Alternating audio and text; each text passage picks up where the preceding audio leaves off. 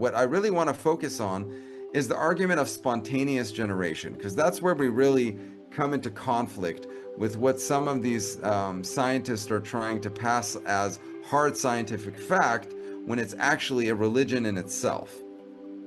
So let's take a look at what Professor George Wald wrote. Again, he was one of the researchers that heavily researched and about what we know about DNA today. And he writes, one cannot think, he's talking about molecules, one cannot think of organisms without them. This is precisely the trouble, for to understand how organisms originated, we must first of all explain how such complicated molecules could come into being. So this is what he says. The reasonable view was to believe in spontaneous generation. The only alternative was to believe in a single primary act of supernatural creation.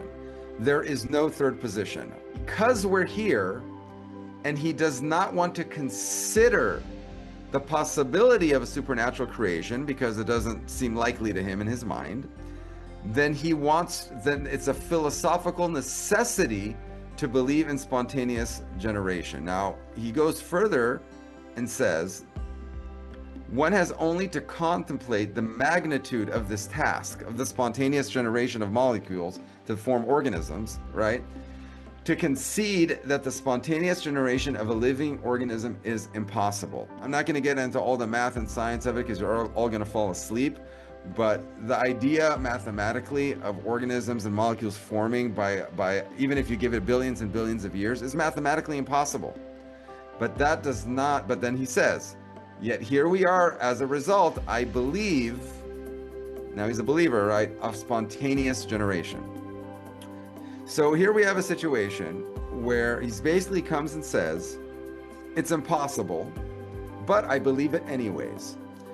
Now, logically, we know that once you've eliminated the impossible, what is left, that's the answer, even if you don't like it, right? Once you've eliminated the impossible, logically speaking, whatever option is left, that is the answer, whether it makes sense to you or not, because you've already eliminated the impossible. And this is exactly where, right, we've hit this snag where people who believe in spontaneous generation as some type of scientific fact, they are the biggest proponents of a blind faith religion on the planet.